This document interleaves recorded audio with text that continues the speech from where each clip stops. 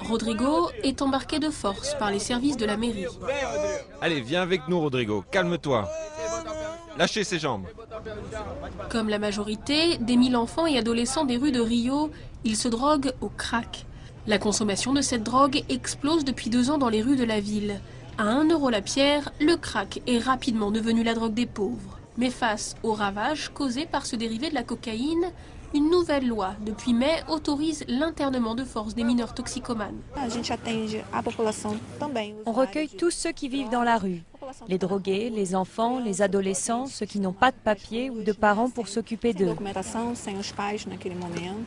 Une fois récupérés, les enfants toxicomanes sont emmenés en cure de désintoxication dans un des 3 foyers spécialisés de la ville.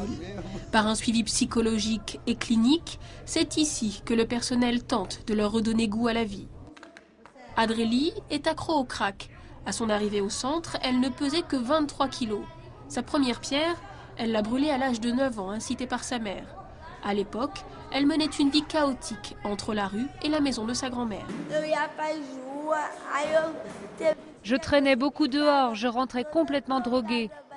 Je frappais ma grand-mère, elle me faisait à manger, elle m'allongeait et je dormais. Je dormais pendant des heures. Mais cette nouvelle loi sur l'internement de force des mineurs inquiète les associations qui travaillent avec les enfants des rues.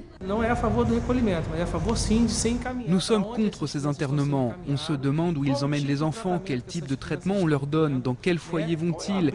Est-ce qu'il y a du personnel qualifié pour s'occuper d'eux, pour sauver ces jeunes? À la fin de leur cure, les enfants retourneront dans leur famille, iront en foyer ou dans des familles d'accueil. Depuis mai, 85 enfants ont été recueillis dans des centres spécialisés. Pour l'instant, il est encore trop tôt pour évaluer l'efficacité de la méthode.